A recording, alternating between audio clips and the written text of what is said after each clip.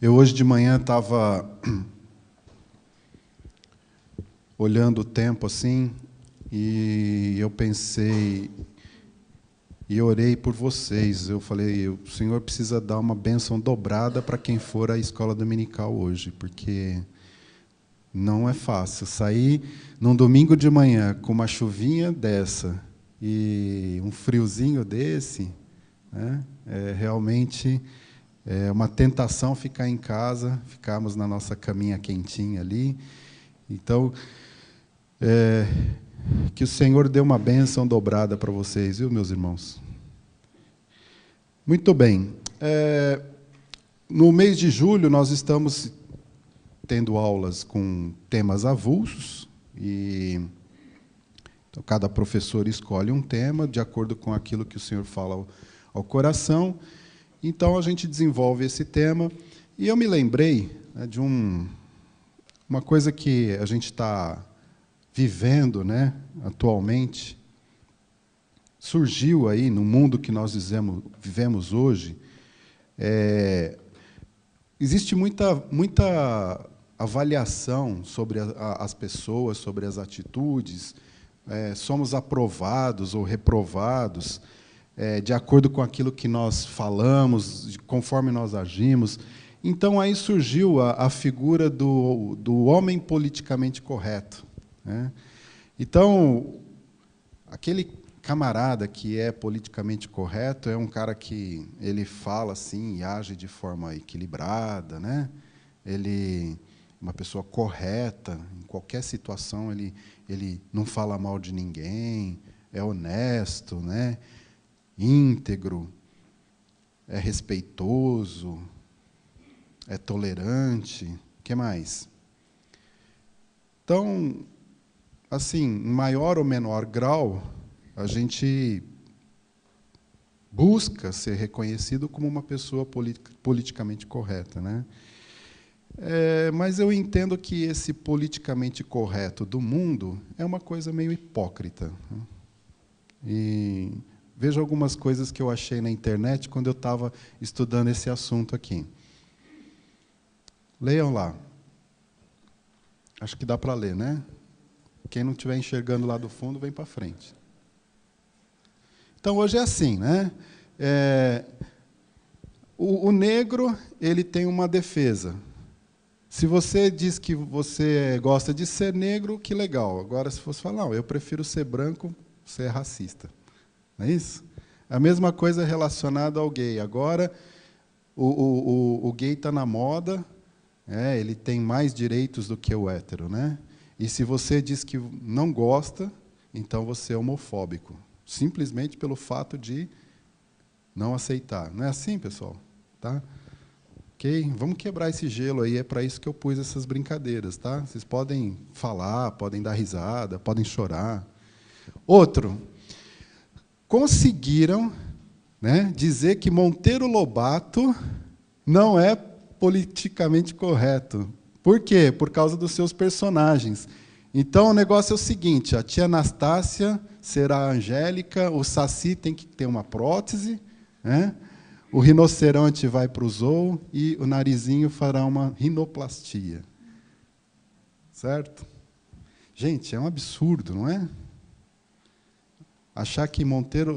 quando Monteiro Lobato escreveu sobre o sítio do Pica-Pau Amarelo, acho que nem passou pela cabeça dele esse tipo de coisa, né?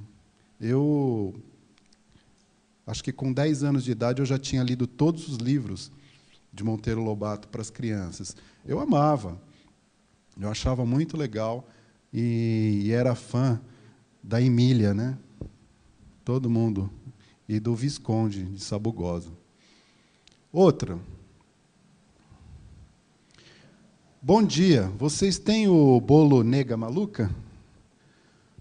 Olha, saiba que ao falar nega maluca, o senhor está infringindo a lei Afonso Arinos, a Eusébio de Queiroz, o Código Penal, o Código Civil, a Lei Maria da Penha, a Constituição.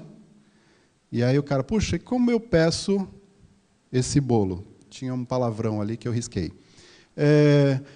Você tem que chamar, então, de bolo afrodescendente com distúrbio neuropsiquiátrico.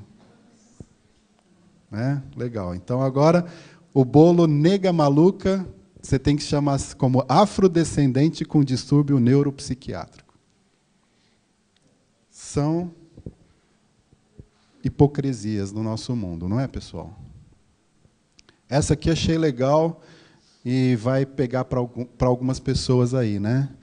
Verticalmente prejudicada, leia-se baixinha, né? Horizontalmente favorecida, leia-se gorducha, e dentalmente gigante, leia-se dentuça, né? Que são os adjetivos que o Cebolinha dá para a Mônica, né? Então, eu achei muito interessante essa criatividade. E por aí vai. E aí, por último, eu coloquei a frase aqui desse professor, que lá no programa do Jô existe assim: não existe politicamente correto. Se é político, não dá para ser correto. E se for correto, dificilmente será político. Esse é o mundo que nós vivemos hoje, né? Então, essa coisa de politicamente correto é um pouco difícil da gente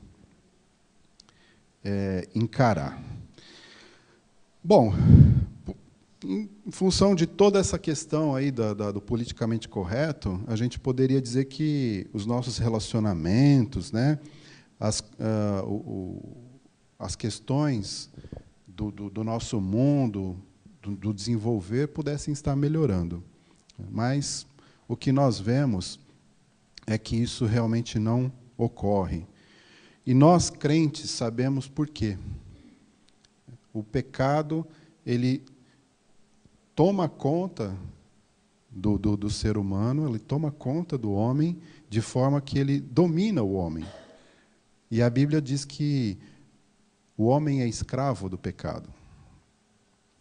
Então, essa perfeição e essa coisa do politicamente correto, se fosse verdade, se a gente fosse encarar isso de uma forma dentro do nosso contexto, né, dentro da nossa vida, nós vamos verificar que isso só em Jesus Cristo, só Ele agindo na nossa vida, né?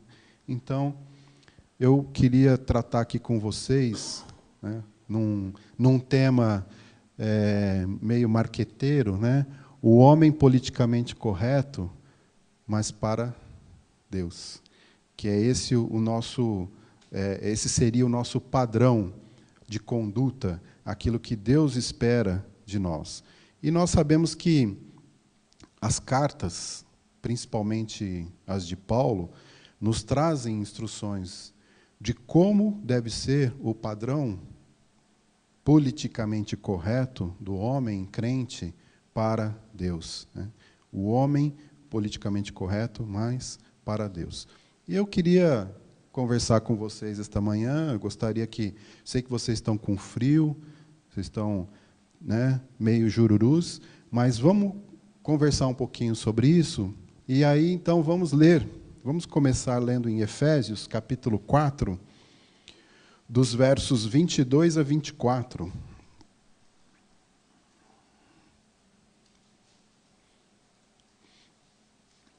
Alguém pode ler para mim, por favor?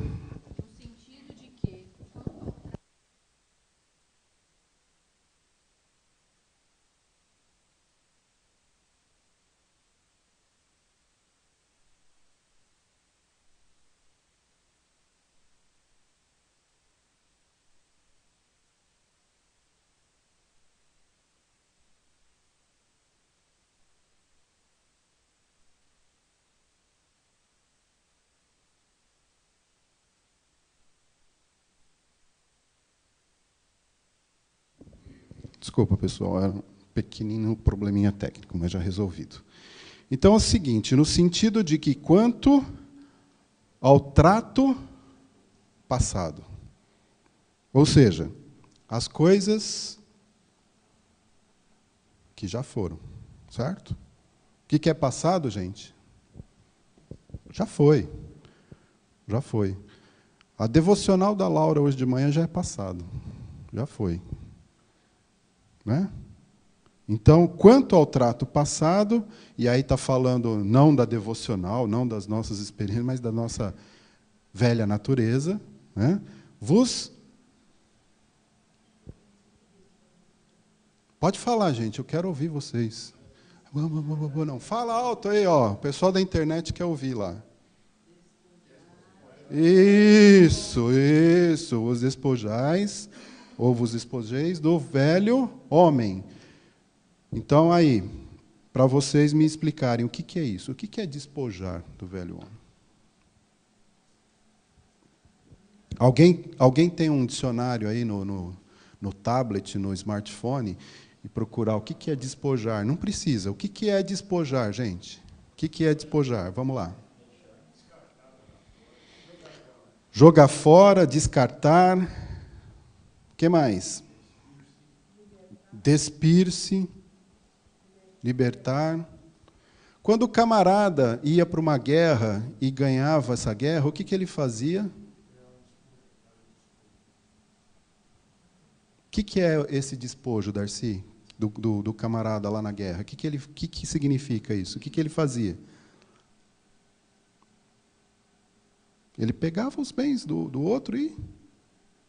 né? Então, assim, todos esses... Oi. Quando Davi matou Golias, ele faz despoja Golias. Despoja. E com a espada que ele cortou a cabeça do Golias, ele leva para ele. Sinal da conquista dele. Isso. Então, aqui, eu não estou querendo dizer para vocês que vocês têm que carregar as coisas, né? Mas, em algumas traduções aqui, fala para você se despir, que é o que o Ferreira falou. É se despir do velho homem. O que mais, pessoal, que o texto fala aí para a gente? Renovar no espírito do vosso entendimento. É isso que está aí na tua palavra? Então, é necessário uma renovação do espírito. E isso acontece quando você nasce do espírito e você passa a se relacionar com Deus novamente. E tem mais uma outra informação aí, que é consequência, que é revestir-se do novo. E aí nós estamos falando de uma coisa nova, de algo que é nascido do Espírito Santo. Alguém leia para mim Romanos 8, de 5 a 13.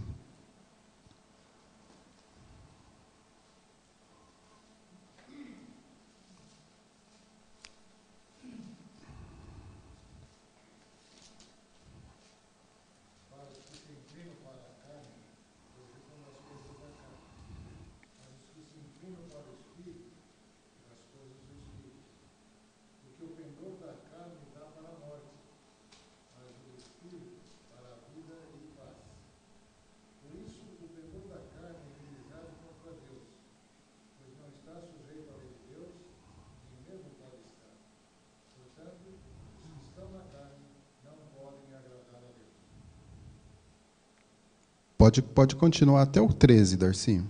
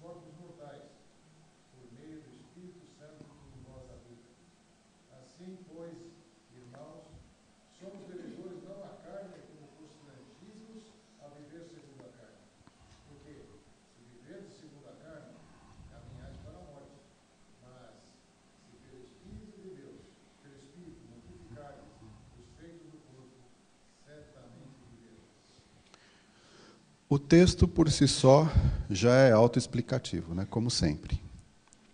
Mas quando nós queremos agradar a Deus, como está escrito no versículo 8, né, você tem que saber discernir essa questão do inclinado para a carne ou para as coisas do Espírito. Nós agora que temos o Espírito Santo, e o Darcy leu, de acordo com o que está escrito no original, esse ser, na verdade, é visto que, né, nós temos o Espírito Santo de Deus. E agora nós precisamos, para agradar a Deus, nos revestirmos desse novo Espírito e agirmos como um novo homem agora, controlado pelo Espírito Santo de Deus. Esse é o ensinamento que nós temos aqui. Porque nós não estamos mais na carne, mas no Espírito. E o Espírito de Deus habita em nós. Porque se o Espírito de Cristo não está em você, não está em vós, esse tal não é deles. Mas, se o Espírito de Cristo está em vós, o vosso corpo está morto para o pecado. Então, as nossas atitudes, as nossas ações, os nossos pensamentos têm que estar agora voltados e alimentados e orientados pelo Espírito Santo de Deus. Essa é a diferença. E 2 Coríntios 5,17 registra essa condição que nós temos agora. Quem lê para mim? E assim, se alguém está em Cristo, é nova criatura. As coisas antigas já passaram, eis que fizeram novas. Eu gosto muito desse versículo, né? Então, se alguém está em Cristo, é o quê? É nova criatura.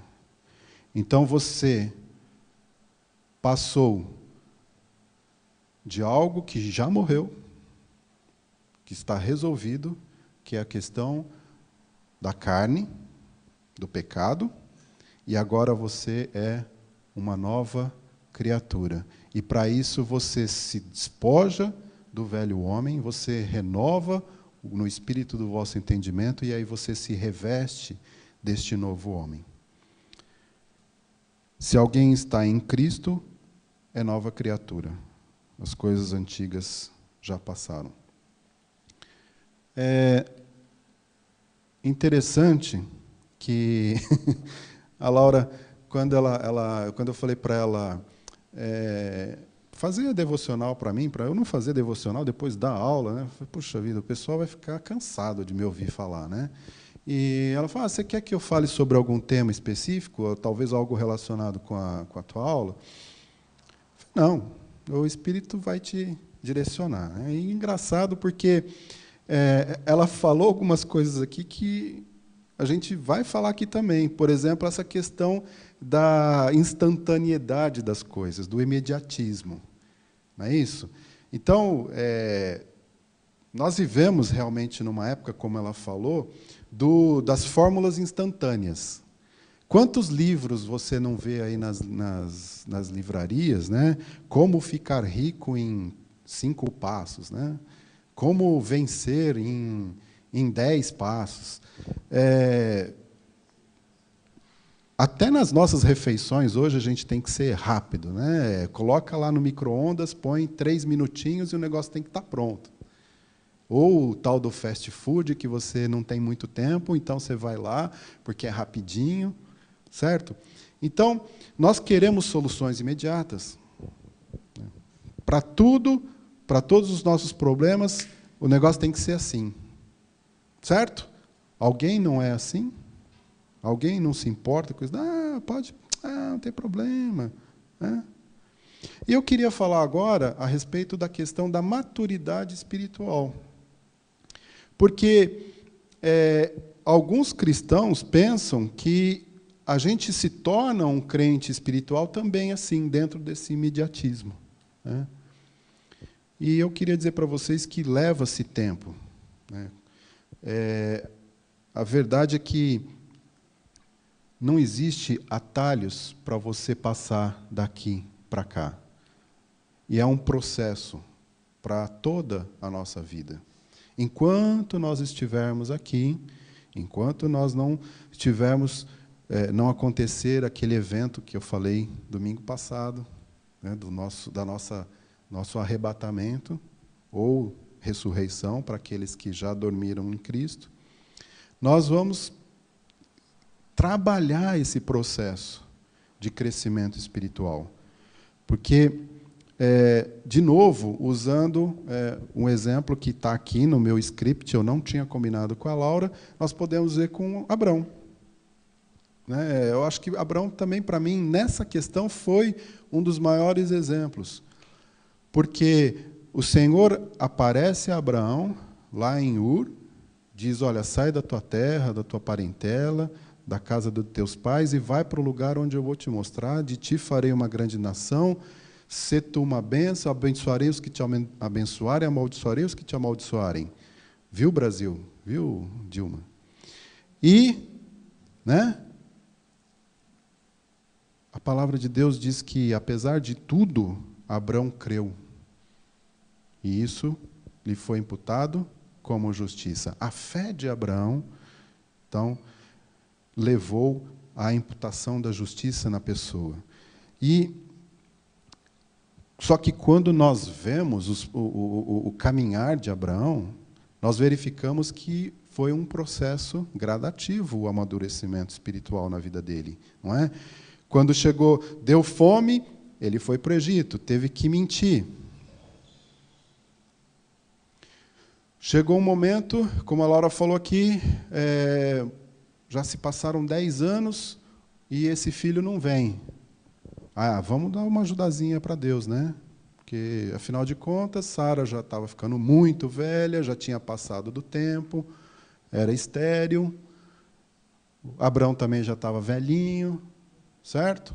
Então, vamos lá. Pega Agar aqui e tenha um filho com ela. Percebem que a coisa não foi assim de imediato.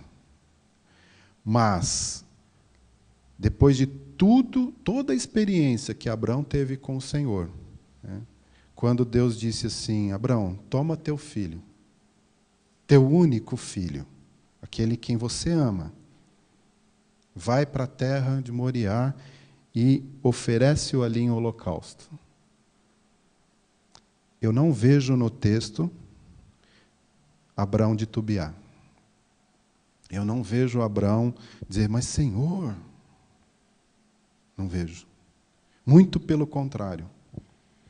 Muito pelo contrário. Ele pega Isaac, ele vai, e eu sempre fico imaginando os dois caminhando ali, 80 quilômetros de distância para chegar onde eles estavam, segundo os historiadores. Que caminho terrível deve ter sido para Abraão.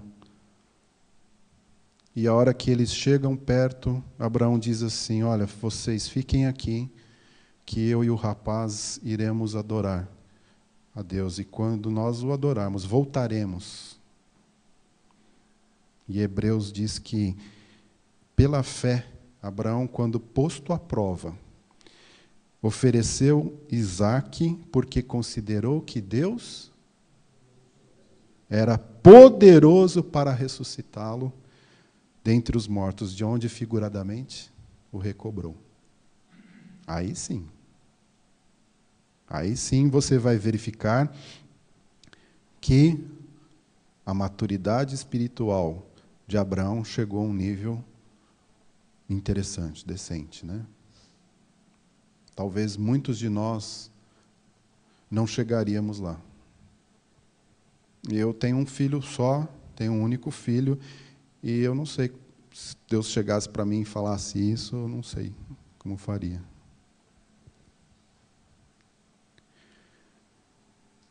Então, deixando para trás as coisas, né, do nosso velho homem, e agora, como nova criatura, nós podemos aprender que nós não devemos negar nada a Deus. Veja bem essa frase, presta atenção. Se as bênçãos de Deus se tornam mais importantes do que o Deus que nos deu as bênçãos, então alguma coisa está errada. Infelizmente, esse é um evangelho, não estou dizendo que é um evangelho que está sendo pregado em muitos lugares por aí. As bênçãos são mais importantes do que o autor da bênção.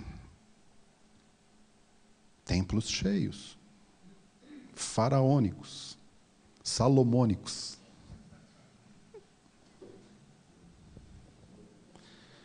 As bênçãos se tornam mais importantes. E será, meus irmãos, que quando Deus... Vamos pegar o exemplo de Saulo. Quando o Senhor Jesus aparece para Saulo e diz: Saulo, Saulo, por que me persegues? E Saulo: quem és tu, Senhor? E ele cai por terra, fica cego. E o Senhor diz para Ananias, né? Vai lá, porque eu vou mostrar para ele o que é e quanto vale servir o Senhor. E a vida de Paulo não foi muito agradável nas suas experiências. Não foi um mar de rosas. Um camarada que sofreu apedrejamento, que sofreu naufrágio, que teve que fugir, foi açoitado, preso. E ele estava sempre feliz. E ele diz: alegrai-vos no Senhor. Outra vez digo: alegrai-vos. Porque a graça de Deus basta para mim. Então, nunca, jamais, o Senhor Jesus prometeu um mar de rosas para a gente. Não. Mas Ele prometeu que Ele jamais vai nos deixar desamparados. Então, isso é interessante, né? Tudo nas nossas vidas, desde todas as nossas dificuldades e até as nossas bênçãos, as bênçãos de Deus, devem ser colocadas diante do Senhor, para louvor e glória e honra dEle. Deus nunca pediria que Abraão fizesse algo que ele mesmo não estivesse disposto a fazer. Alguém leia para mim Romanos 8:32.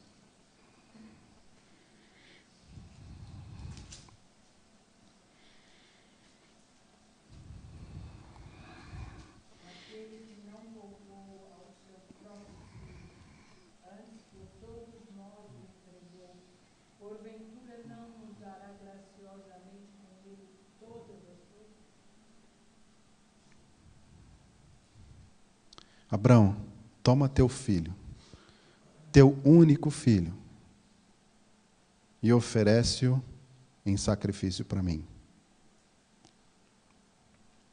Deus já tinha dado seu filho, seu único filho, Senhor Jesus, por todos nós.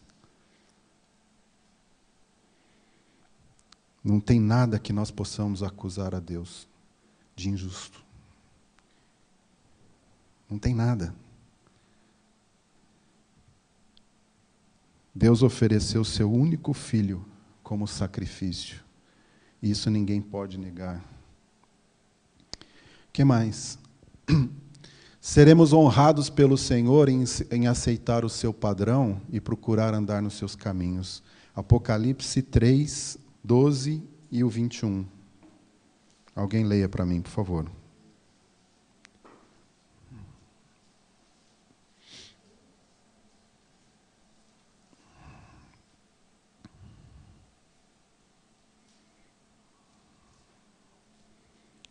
Apocalipse 3, 12 e depois o 21. Ao vencedor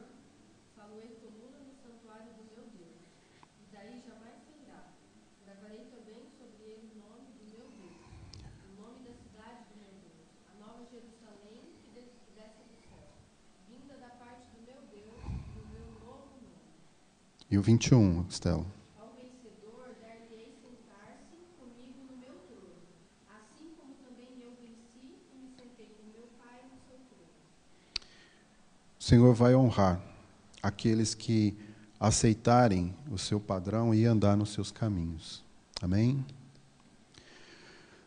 Então, não existe nenhum atalho para ser um homem ou mulher, né, de Deus. Seja qual for a nossa herança espiritual, psicológica, leva tempo e esforço para vir a ser um crente fiel.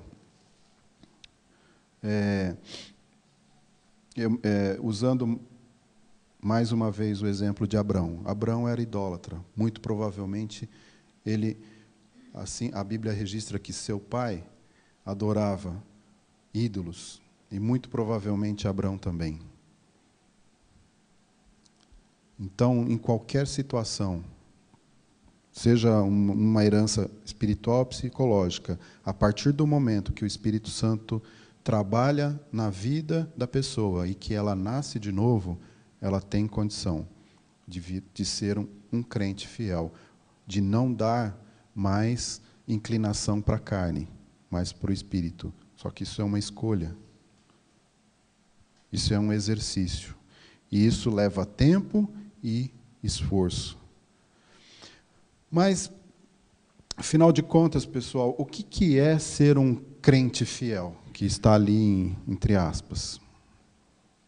O que é um crente fiel?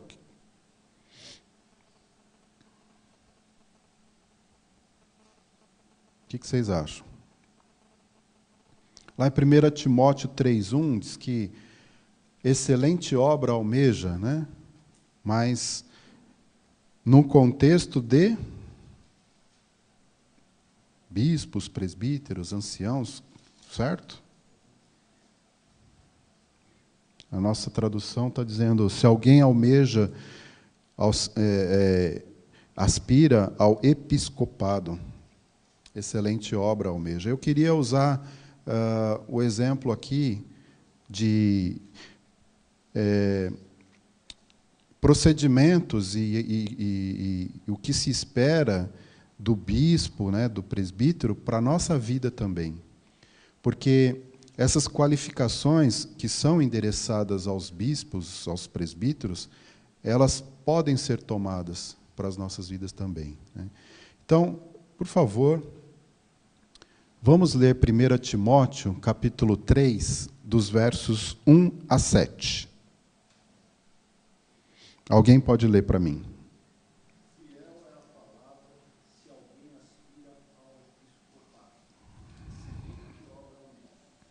É necessário, portanto, que o bispo seja irrepreensível, esposo de uma só mulher, temperante, sóbrio, modesto, hospitaleiro, apto para ensinar, não dado ao vinho, não violento, porém cordato, inimigo de contendas, não avarento, e que governe bem a própria casa, criando os filhos sob disciplina com todo respeito. Pois se alguém não sabe governar a própria casa, como cuidará da igreja? Não seja neófito, para não suceder que se ensoberbeça e incorra na condenação do diabo. Pelo contrário, é necessário que ele tenha bom testemunho dos de fora, a fim de não cair no óbvio e no laço do diabo. Muito bem. E agora Tito, capítulo 1, dos versos 5 a 10.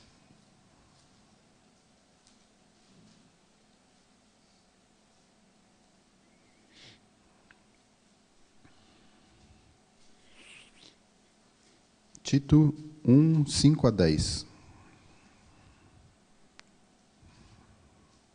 Por esta causa te deixei em Creta, para que pusesses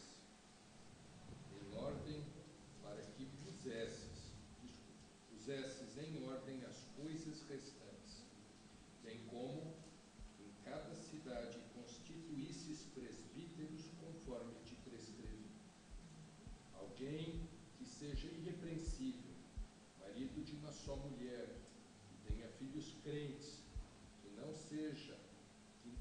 que não são acusados de dissolução, nem são insubordinados, porque é indispensável que o bispo seja irrepreensível, como despenseiro de Deus, não arrogante, não irascível, não dado ao vinho, nem violento, nem cobiçoso de dor e ganância.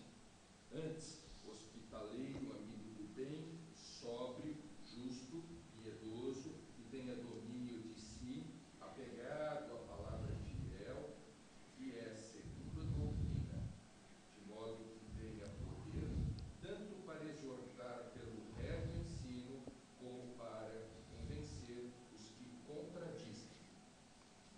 10. Porque existem muitos insubordinados, pauradores, frívolos e enganadores, especialmente os da circuncisão. Então, Paulo define aqui 20 características do homem de Deus. Eu coloquei aqui para a gente poder dar uma olhadinha, um resumo do que foi lido, né?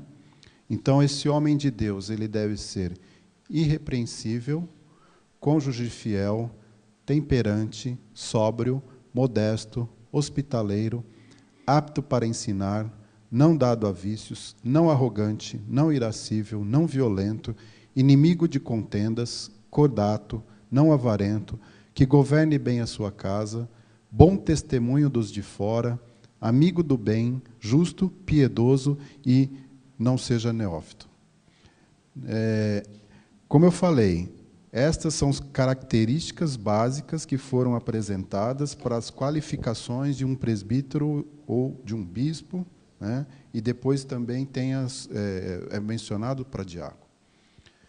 Mas eu queria desafiar vocês aqui, para vocês olharem que todas essas qualificações podem e devem ser tomadas para as nossas vidas também, para cada um de nós. Porque se nós olharmos dentro de outros contextos, nós vamos verificar que isso também, de uma certa forma, é apresentado para todo crente, né? Então, você olhando esse universo aqui, vocês vão verificar que apenas uma aqui, apenas uma dessas características se refere à questão familiar. O resto está tudo ligado à ética, à moral, ao temperamento, à maturidade espiritual.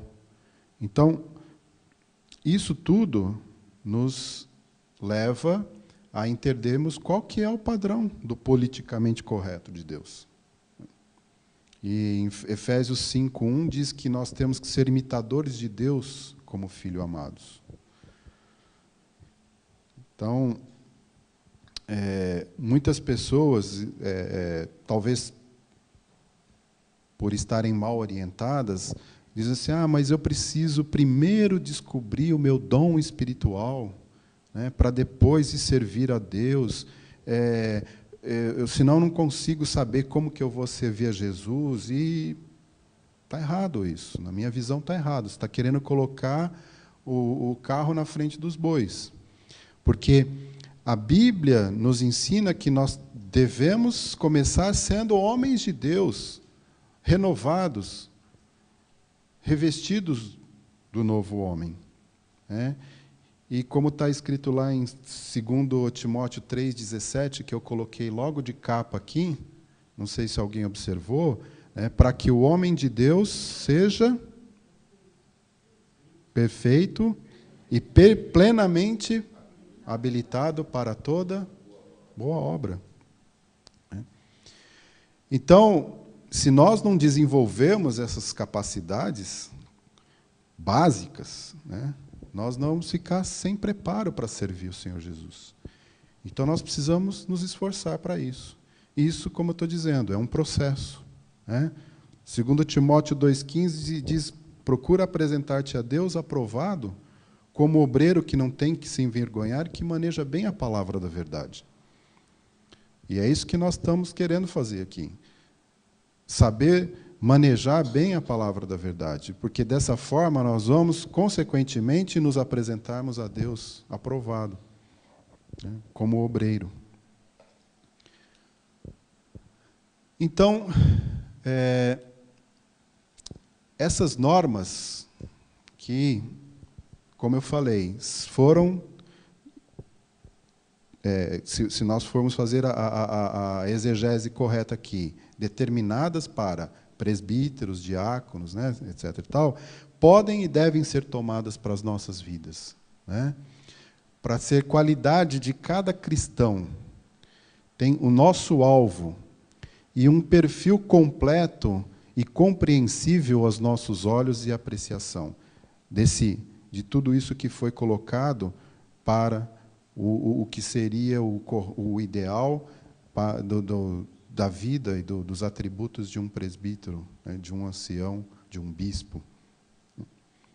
Então, eu até ia fazer uma brincadeira aqui, né, para você desse uma olhadinha nessa lista e desse uma olhadinha aí, o que eu ticaria da minha vida como positivo, o que eu colocaria como ponto de interrogação e o que eu colocaria como um xizinho que eu devo melhorar, que eu preciso buscar, que está faltando na minha vida, né, que eu ainda não cheguei lá. Talvez você tenha muitas surpresas se você fizer essa análise na tua vida. Tem muita gente assim, vai lá, pode ver. Eu dou alguns segundos. Não precisa, ninguém vai cobrar, né, de você. Isso é de você para você mesmo.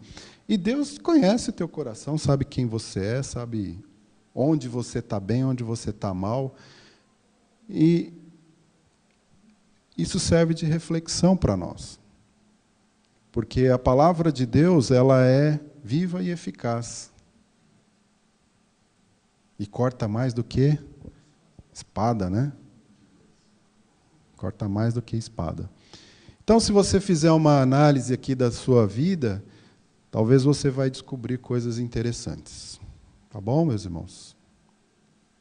Não preciso deixar isso aqui nem passar para ninguém. É só você ler os textos em casa e meditar.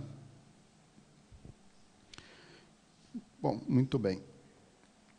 Agora, como eu falei, esse homem de Deus, ele não aparece de repente. É um processo, né? Então, eu creio que a nossa santificação é um processo. E isso depende muito, né, da maneira como nós encaramos as coisas do Senhor, como nós nos dedicamos a Ele. O Darcy tem uma brincadeira que a gente sempre lembra nessa hora, que é o do índio, né, o patacotá, eu não lembro, patacotaco, né? O patacotaco era um índio que ele alimentava os seus dois lados, né? O homem antigo e o novo homem. Então, vai sobressair quem? Aquele que você alimentar mais. Então, como nós lemos lá em Romanos, nós precisamos deixar de nos inclinarmos para as coisas da carne, porque quem faz isso não agrada a Deus, e nos inclinarmos para as coisas espirituais. Para terminar, 1 Timóteo 6, que queria ler com vocês, eu vou ler.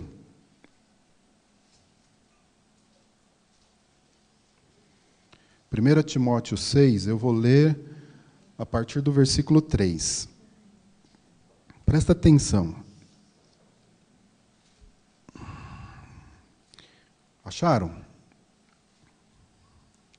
1 Timóteo 6,3 diz assim: se alguém ensina outra doutrina e não concorda com as sãs palavras de nosso Senhor Jesus Cristo e com o ensino segundo a piedade, é enfatuado, nada entende, mas tem mania por questões e contendas de palavras, de quem nasce inveja, provocação, difamações, suspeitas malignas, altercações sem fim, por homens cuja mente é pervertida e privada da verdade, supondo que a piedade é fonte de lucro. Vocês conhecem alguém assim? Então vocês já estão entendendo por que o camarada é assim. Porque ele está fora da sã doutrina do nosso Senhor Jesus Cristo e do ensino dele. E de fato, versículo 6, grande fonte de lucro é a piedade com o contentamento, porque nada temos trazido para o mundo, nem coisa alguma podemos levar dele. Presta atenção. Tendo sustento e com o que nos vestir, estejamos contentes. Totalmente diferente do que o mundo nos vende hoje. É o consumismo. É aquela coisa do ter, do comprar. E, olha, o iPhone 4 não serve mais, tem que ser o 5. Mas qual a diferença? É que esse aqui é 1.2 GHz, o outro é 1.4 GHz. Hã? Então eu preciso dele. O 4 tem 8 GB. E você sabia que o 5 tem 16? Bom, eu não sei o que é isso, mas pelo jeito deve ser o dobro. Então esse cara é bom. Mas por que a Apple não lançou logo de 16? Para os trouxas gastarem dinheiro com o 8 e depois gastarem dinheiro com o 16. Óbvio. Estou brincando, gente, mas é assim que funcionam as coisas no mundo. Meu carro é 2009. Toda vez que eu passo em frente a uma concessionária, eu fico, puxa vida, né? Eu preciso trocar de carro. Para quê? Meu carro fez 40 mil quilômetros agora, 2009. Quanto que eu uso de carro, gente? Eu quero ouvir a piada também. Vendo? Opa! Vendo sim. Está inteirão. Para quê? Se temos sustento e com que nos vestir, estejamos contentes. Essa era a vida de Paulo, era assim mesmo. Ora, os que querem ficar ricos caem em tentação e cilada, e em muitas concupiscências insensatas e perniciosas, as quais afogam os homens na ruína e perdição. Porque o amor do dinheiro é raiz de todos os males. E alguns, esse é o problema, nessa cobiça se desviaram da fé e a si mesmos se atormentaram com muitas dores. O problema não é ficar rico. O cuidado que o Espírito Santo está dizendo aqui é o seguinte: olha, rico, cuidado para não cair em tentação. Cuidado para você não cair na cilada. Cuidado que muitas concupiscências insensatas e perniciosas vão te afogar na ruína e na perdição. Não é isso que Deus quer para a tua vida.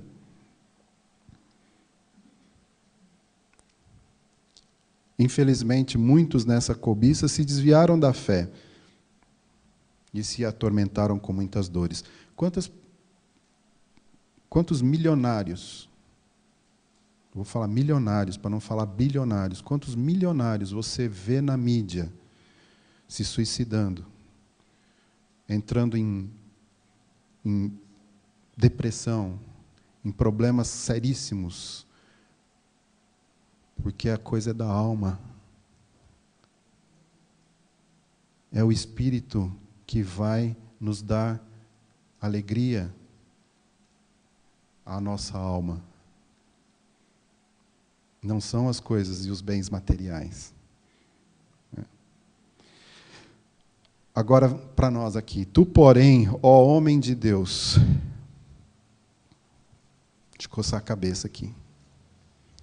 Foge dessas coisas. Eu gosto de ler as cartas de Paulo como se fosse para mim, gente. Por isso que eu... Não é? Quando você lê as cartas de Paulo, você não está lendo que isso foi escrito para você? Tu, porém, ó homem de Deus, foge destas coisas. Antes, segue a justiça, a piedade, a fé, o amor, a constância, a mansidão. Combate o bom combate da fé. Toma posse da vida eterna, para a qual também foste chamado, e de que fizeste a boa confissão perante muitas testemunhas. Exorto-te perante Deus, que preserva a vida de todas as coisas, e perante Cristo Jesus, que diante de Pôncio Pilatos fez a boa confissão, que guardes o mandato imaculado, irrepreensível, até a manifestação de nosso Senhor Jesus Cristo, a qual, em suas épocas determinadas, de novo aqui a questão do tempo, há de ser revelada pelo bendito e único soberano, o Rei dos reis e Senhor dos senhores, o único que possui imortalidade, que habita em luz inacessível, a quem homem algum jamais viu, nem é capaz de ver. A ele honra e poder eterno. Amém. Amém. Oi.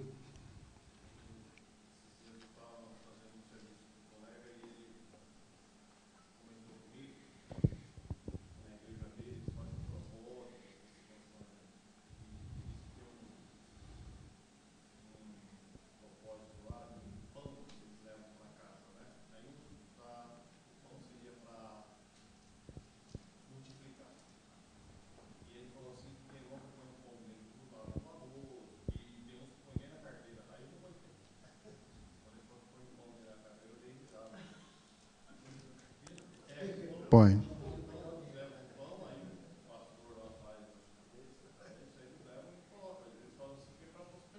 Uhum.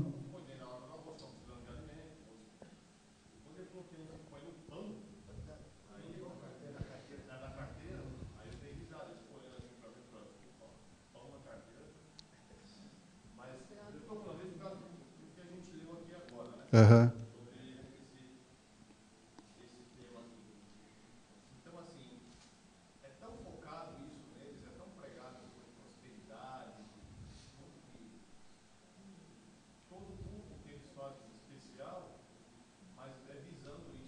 Sim. Uhum. É que para eles prosperarem, a igreja também tem que prosperar, né? Porque quem tem que contribuir lá são eles. A gente não estamos criticando aqui no nível de criticar, mas é para a gente estar atento. Porque isso, Danilo, isso chama-se superstição, não é? Qual é a diferença de você colocar um pão dentro da carteira ou colocar um pé de coelho ou um trevo de 4 folhas? Não é? Qual é a diferença? Não tem diferença. É. Isso é superstição, né? Isso não é o Evangelho do Senhor Jesus, como nós lemos aqui.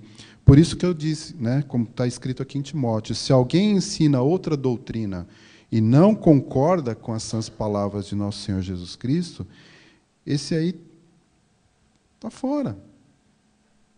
E aí o apóstolo Paulo vem e Timóteo, olha, tem que ser assim, assim, assim, assim. E ele fala assim, ó, foge destas coisas. Antes, segue o quê? A justiça, a piedade, a fé, o amor, a constância, a mansidão. Parâmetros para a nossa vida de santidade. Para algo que nós precisamos ter como alvo.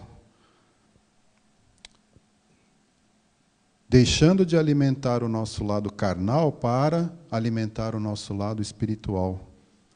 Para que nós possamos ser crentes fiéis. Aquele que eu disse, o politicamente correto para Deus.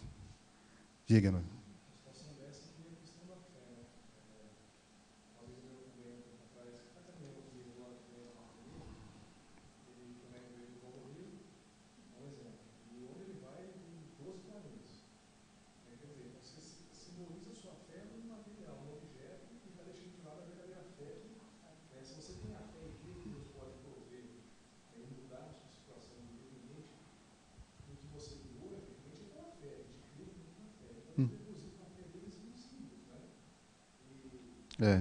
Infelizmente. É verdade. O homem tem essa necessidade, né? Essa carência. Não foi à toa que Miguel lutou pelo corpo de Moisés, para que ninguém soubesse onde esse corpo estaria, né? Justamente para ele não virar mais um símbolo de idolatria, né?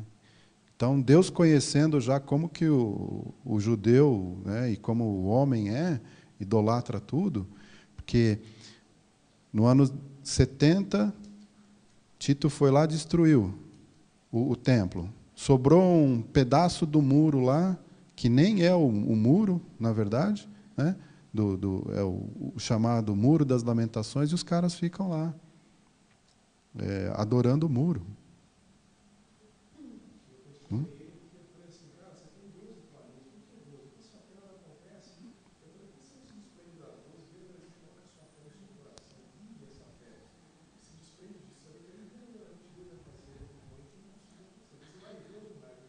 Exatamente.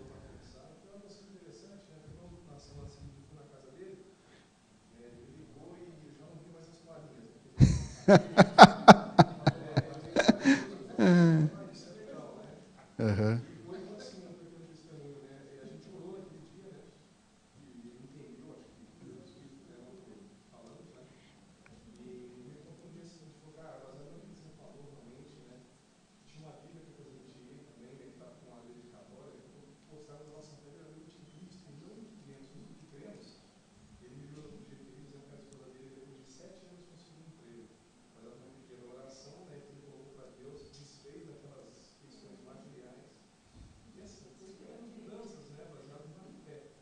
Exatamente. Exatamente. É isso mesmo. Bom, eu queria encerrar lendo um versículo aqui que a gente quase nunca lê, que é o que está lá em 1 Colossenses. Colossenses 1. Só tem um Colossenses, né? Colossenses 1, 9 e 10, para a gente encerrar. A gente já fez um tema de escola dominical desse versículo, e eu acho que a gente precisa decorar esse versículo e viver isso aqui. Colossenses 1, 9. Por esta razão também nós, desde um dia em que o ouvimos, não cessamos de orar por vós e de pedir que transbordeis de pleno conhecimento da sua vontade, em toda a sabedoria e entendimento espiritual. Eu gosto de frisar. A gente fala também a questão da fé, né? Mas nós precisamos ter sabedoria e entendimento espiritual. Por quê? A fim de viverdes de modo digno do Senhor, para o seu inteiro agrado. O meu objetivo agora é agradar o Senhor. Não sou eu mais quem vive, mas Cristo vive em mim. Frutificando em toda boa obra. Eu preciso produzir frutos, para isso que o Senhor Jesus me chamou e isso que Ele quer de mim. E crescendo no pleno conhecimento de Deus, sendo fortalecidos com todo o poder, segundo a força da sua glória, em toda a perseverança e longanimidade, com alegria, dando graças ao Pai, que vos fez idôneos à parte que vos cabe da herança dos santos na luz. Pai, nós agradecemos, porque a Tua palavra é viva, a Tua palavra nos ensina, a Tua palavra nos traz o conhecimento de Ti, nos traz o crescimento, mas nós queremos confessar, Pai, que muitas vezes preferimos as coisas do mundo do que as coisas espirituais. Precisamos pedir que o Senhor mova a nossa vontade para podermos estudar a Tua palavra, para podermos ler a Tua palavra. Queremos confessar isso, Senhor, por ser um dos nossos fraquezas, um dos nossos pecados. Pedindo que o Senhor nos oriente sempre, Pai, a cada momento, para que possamos viver de modo digno para o Teu inteiro agrado, Senhor. E para isso nós precisamos Te conhecer, conhecer a Tua vontade na nossa vida, Pai. Obrigado porque nós temos essa oportunidade de estudarmos e conhecermos a Tua palavra. As nossas portas estão abertas, a Tua palavra está no nosso colo, Pai. Nós Te agradecemos por esse privilégio. Mas pedimos que o Teu Espírito Santo nos ajude, movendo as nossas vidas para Te buscarmos, Senhor. E ajuda-nos também, Pai, a não sermos somente ouvintes, mas praticantes da Tua palavra. Porque se formos só ouvintes, não vai ter valor nenhum nas nossas vidas. Obrigado, Senhor, por cada um que está aqui nesta manhã, pelos que estão acompanhando pela internet. Abençoe, Senhor, as nossas vidas. Cuida de nós, Pai, nesta semana. Cuida de nós, nos protegendo. Eu agradeço, Pai, pela volta do Ion, da Márcia, da Júlia, do Luca, pelos dias de descanso que o Senhor proporcionou a eles, e por eles estarem de volta aqui conosco, e voltando nas suas atividades, Pai. Muito obrigado, Senhor, pelo agir na vida deles. Obrigado, Senhor, porque o Senhor também nos proporciona momentos de descanso, momentos de lazer, e isso é muito bom para nós. Esteja conosco no culto desta noite também, Senhor. Que sejam momentos de crescimento também, de podermos Te louvar e Te adorar, e estarmos na Tua presença juntos como Igreja Corpo de Cristo. Em nome de Jesus é que nós oramos e agradecemos. Amém.